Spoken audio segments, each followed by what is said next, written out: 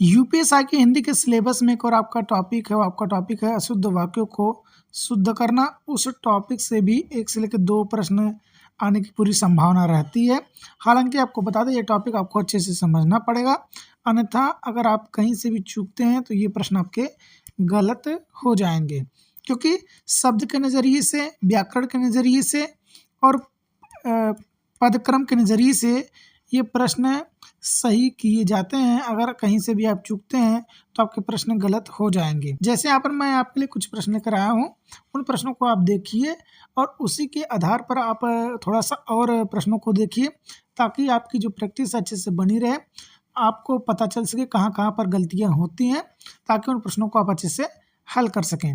तो चलिए देखते हैं प्रश्न। एक प्रश्न आपका है, अशुद्ध वाक्य आपका दिया गया, गुलाब की एक माला खरीद लेना है। इसमें से आपको शुद्ध वाक्य पहचानना है।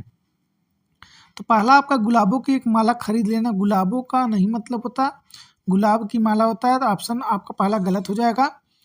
दूसरा, एक गुलाब की माला खरीद लेना, एक गुलाब की माला नहीं होता, ये भी आपका गलत हो जाएगा।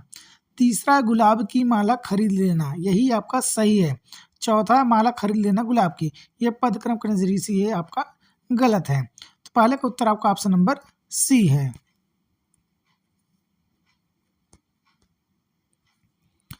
दूसरा प्रश्न देखिए, यहाँ पर भी अशुद्ध वाक्य दिया गया है। यह आपका वाक्य है, यह आपकी अनाधिकार चेष्टा है। और यहाँ पर देखिए शब्द के नज़रिए से गलती है, क्योंकि दोस्तों आपको शुद्ध वाक्य पहचानना है। तो अनाधिकार कोई शब्द होता नहीं, शब्द होता है अनधिकार।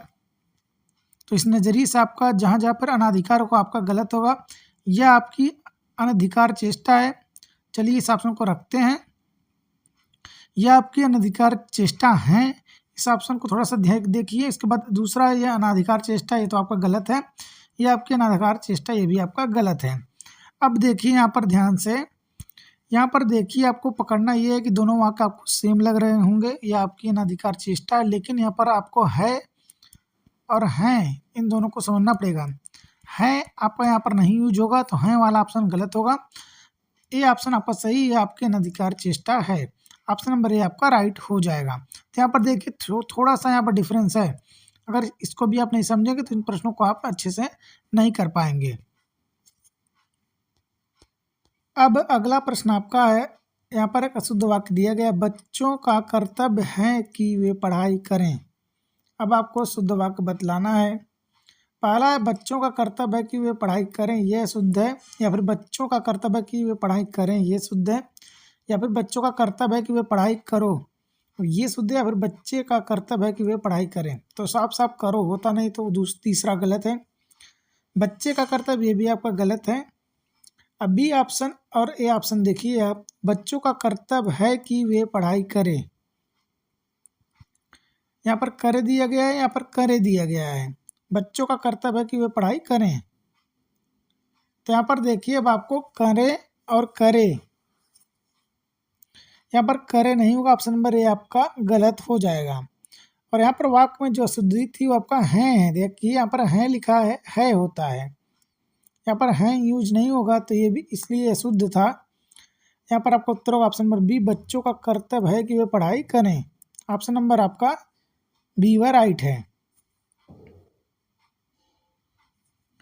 अगला प्रश्न है, यहाँ पर दिया शुद्ध वाक्य दिया गया, सीता और राम आई। ये तो साफ साफ अशुद्ध वाक्य, इसको शुद्ध करना है।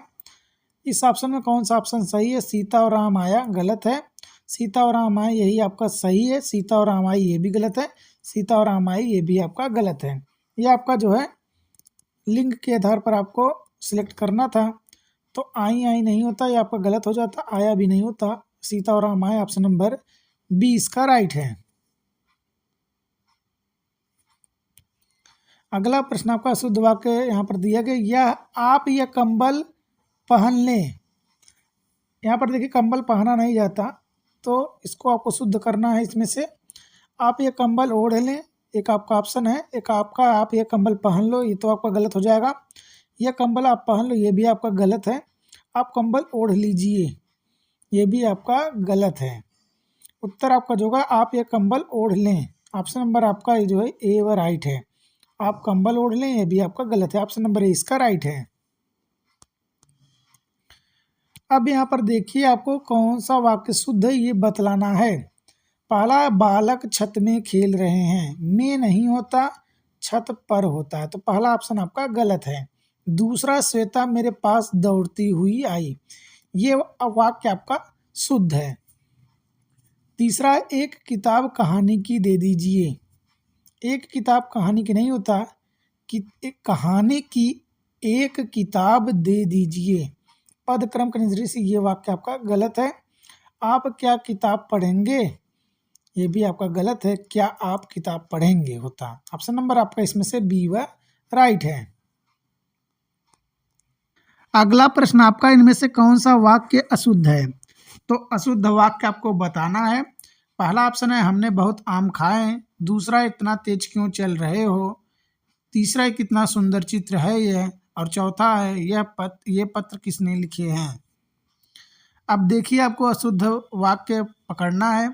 तो हमने बहुत आम खाए आपका बिल्कुल सही है, यहाँ पर कोई भी त्रुटि नहीं है। दूसरा, इतना तेज क्यों चल रहे हो, यहाँ पर लास्ट में देखिए प्रश्नवाचक वाक्य भी लगा हुआ है, ये भी आपका सही है।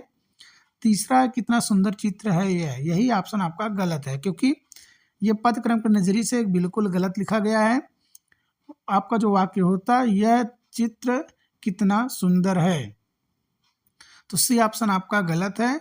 और डी है ये पत्र किसने लिखे, ये भी आपका सही है। चलिए अगला प्रश्न देखते हैं। अगला आपका शुद्ध रूप का चयन करना था, शुद्ध वाक्य बतलाना था। वन में प्रातः काल का दृश्य बहुत ही सुहावना होता है, ये सही है। या फिर वन में प्रातः काल के समय बहुत ही सुहावना दृश्य होता है, ये सही है। या फिर वन में प्रातः काल के समय बहुत ही मनोहारी दृश्य होता है, या फिर वन में प्रातः काल के समय दृश्य क्या खूबसूरत होता है। तो बता दें आपको, प्रातः काल खुद में एक समय है, जिसके साथ अगर समय जुड़ रहा है तो ऑप्शन आपका गलत होगा। जैसे प्रातः काल के बाद समय है तो ये ऑप्शन गलत है, प्रातः काल के बाद समय ये भी ऑप्शन गलत है, प्रातः काल के बाद समय ये भी ऑप्शन आपका गलत है। तो ऑप्शन नंबर ए आपका सही है, वन में प्रातः काल का दृश्य बहुत ही सुहावना होता है। ऑप्शन नंबर ए व राइट है। अगला प्रश्न आपका, निम्न में से शुद्ध वाक्य कौन सा है। कृपया आज का अवकाश देने की कृपा करें, या फिर भारत में अनेक जातियां हैं, या फिर उसे अनुत्तीर्ण होने की आशा है, या फिर काट कर फल बच्चे को खिलाओ। अब बता दें आपको, ये प्रश्न आपको सही करना है। कमेंट बॉक्स में ज़रूर आप बताएं ताकि पता चल सके आपकी तैयारी किस हद तक इस टॉपिक से हुई है। चलिए अगले प्रश्न तरफ बढ़ते हैं। अगला प्रश्न यहाँ पर आपको अशुद्ध वाक्य बतलाना है। सभी बच्चों को 10-10 रुपए दें, अधिकतर लोगों की यही राय है। प्रत्येक बच्चे को 2-2 पुस्तकें दी जाएं, और दीदाएं लिखा गया है, और यह सुनकर बहुत दुख हुआ। तो दीदाएं नहीं होता, यहीं पर आपका कह सकते हैं शब्द में ही दोष है, दाएं नहीं होता जाएं होता है। तो ऑप्शन नंबर सी इसका राइट है। तो दोस्तों ये आपका यूपीएससी का जो सिलेबस है, उसमें जो आपका जो एक पार्ट है अशुद्ध वाक्य को शुद्ध करना, उससे संबंधित महत्वपूर्ण प्रैक्टिस सेट। हालांकि 10 ही प्रश्न आपके सामने मैं लेकर आया हूँ, ज़्यादा प्रश्नों का यहाँ पर कोई मतलब है नहीं।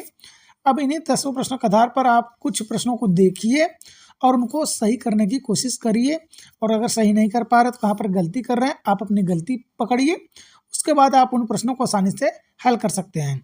बाकी अगर आपके मन में कोई डाउट हो तो कमेंट में आप पूछ सकते हैं। चैनल से जुड़े रहें अगले अपडेट तक। जय हिंद।